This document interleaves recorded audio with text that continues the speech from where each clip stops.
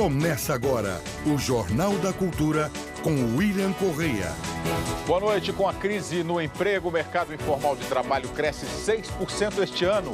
Montadoras cortam vagas e suspendem produção. E veja também nesta edição. Ministério Público de São Paulo apura responsabilidades sobre gravações consideradas impróprias de MCs mirins. Cantar, ser muito famosa.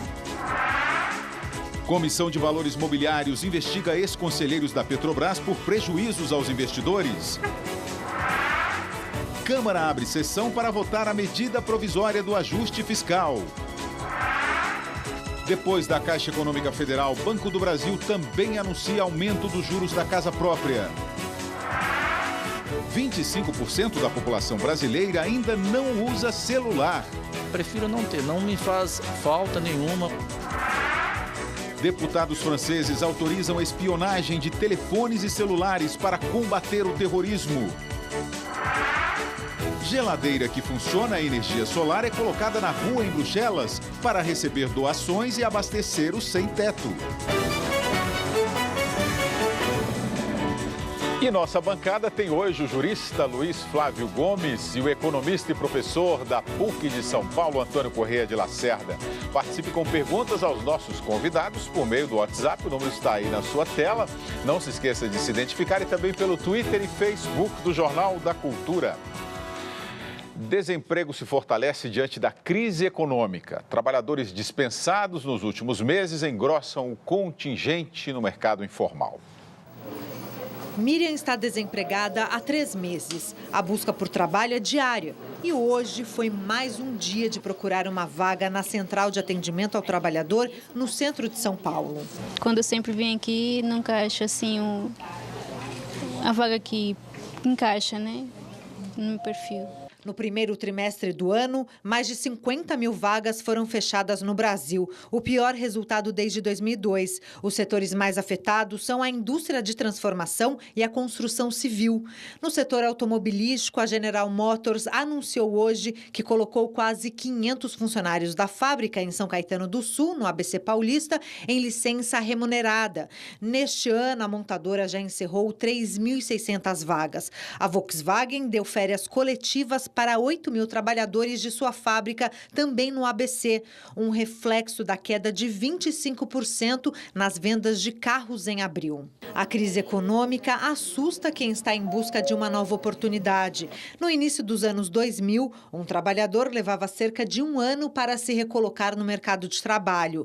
Hoje, apesar da crise, a espera caiu pela metade. Em contrapartida, neste período, cresceu 6% o número de pessoas no mercado informal, segundo a Fundação SEAD. É o caso de Carlos. Vivendo de bicos, ele está há 2 anos e meio trabalhando sem registro. As crianças começam a chorar de fome, então a gente tem que correr rápido, né? Então a gente não dá para ficar esperando muito. O desempenho ruim da economia, as medidas de ajuste fiscal, a inflação alta que derruba o poder de compra do consumidor, montam no Brasil um cenário de retração das vagas de trabalho. Espera-se que a atividade econômica continue a enfraquecer. Tudo indica que a gente vai ter uma recessão este ano. Então, isso implica que o desemprego continue a subir. Antônio Correia de Lacerda, boa noite. Boa noite. É ruim a gente até assistir uma reportagem nesse sentido, o trabalhador lá falando, as crianças estavam passando fome, não pode, Sim. Estão reclamando, eu tenho que correr atrás do mercado de trabalho. E é isso mesmo, né? O mercado formal diminui, a tendência é crescer o mercado informal, né? Sim. A variável emprego é muito dependente do nível de atividades, ou seja, o faturamento das empresas, o consumo das famílias. E todos os vetores que poderiam estimular a atividade econômica esse ano estão em retração. Investimento público pelas restrições de gastos do próprio governo em queda, né? Bancos públicos aumentando as suas taxas de juros, bancos privados também com taxas de juros muito altas, consumo das famílias atrofiado pelo aumento da inflação, que diminui, portanto, a capacidade de compra das pessoas, e tudo isso vai diminuindo o faturamento das empresas. As empresas, para se ajustarem a essa realidade, aumentam as demissões ou colocam muitos trabalhadores em férias coletivas ou layoff, né, que é a suspensão temporária do contrato de trabalho.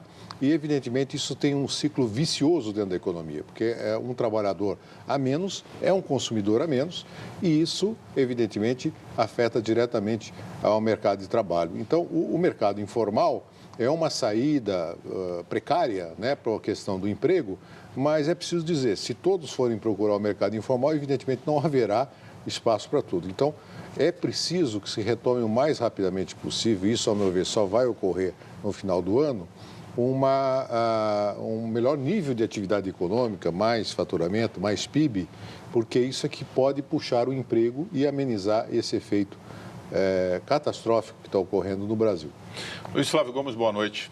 Agora, essa questão do crescimento do mercado informal também é ruim para o país porque perde a arrecadação, né? Isso.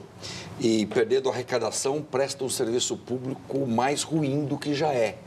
E, de outro lado, William, eu li um relatório recente do Banco Mundial dando conta de que 4 bilhões de pessoas hoje no planeta Terra vivem com menos de $2. 4 bilhões de 7 bilhões. Ou seja, o capitalismo, mesmo assim, continua forte. É o que gera tanto emprego, roda o mundo. Capitalismo gira o mundo. Mas você já imaginou se esses 4 bilhões fossem consumidores? O quanto que o capitalismo poderia gerar de mais bem-estar e qualidade de vida para toda uma população? Então, é uma pena que estamos indo neste caminho estamos ladeira abaixo. O Brasil está ladeira abaixo. É uma pena. Deveríamos estar ladeira acima, mas não estamos. Lacerda, a Luciana está perguntando aqui, Luciana de São Paulo, se essa crise hoje do Brasil, se é que podemos dizer assim que estamos em crise, é um reflexo da crise internacional. Sim, podemos dizer que estamos em crise? Estamos em crise. A economia esse ano deverá se retrair no Brasil cerca de 2%.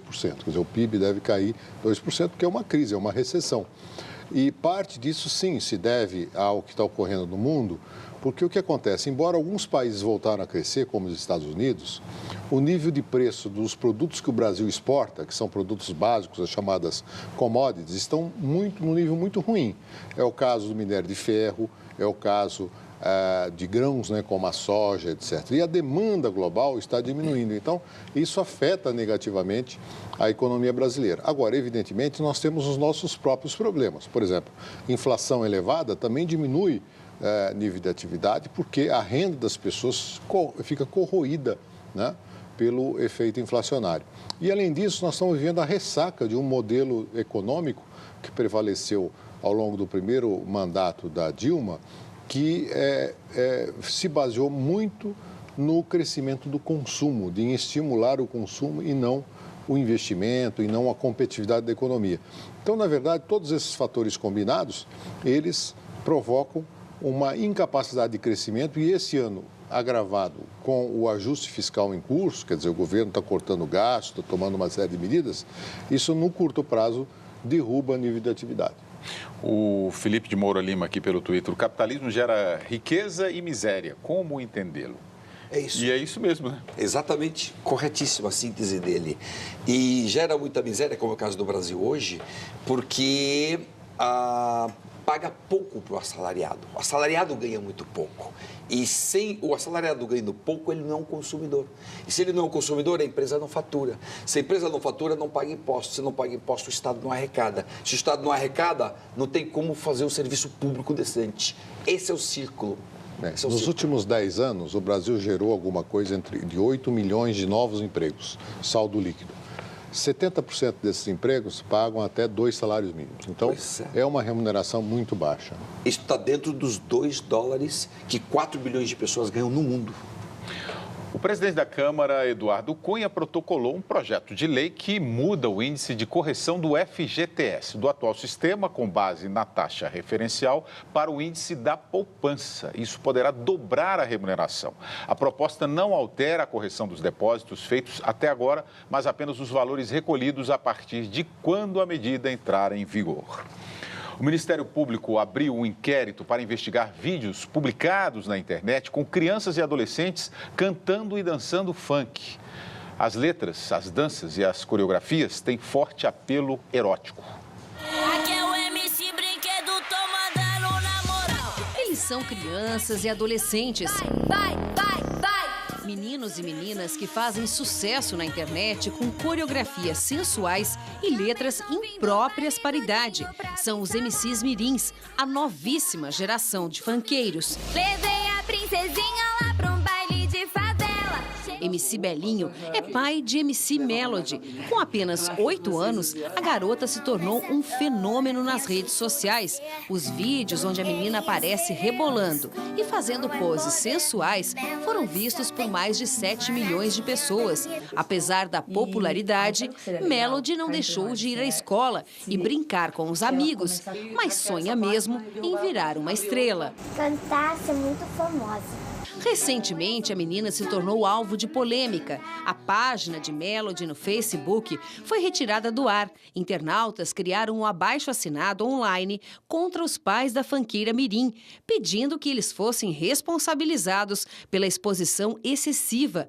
Mais de 24 mil assinaturas foram coletadas. O pai rebate as críticas. Depois da confusão, a carreira tomou um novo rumo. Na letra de Sonho de Criança, Melody pede perdão e diz que vai mudar. Sou uma criança, mas quero cantar. O meu sonho é ser famosa, uma popstar. O Ministério Público do Estado de São Paulo abriu um inquérito para identificar todos os funkeiros mirins e também os responsáveis pela produção de vídeos divulgados na internet com conteúdo considerado inadequado para a faixa etária. No inquérito nosso tem por objeto aferir o impacto dessa produção de letras e músicas e coreografias executadas por crianças com um forte apelo erótico e sexual. Frente a isso que está acontecendo, as campanhas de prevenção à DST/AIDS, as campanhas de prevenção à gravidez na adolescência se transformam em piada.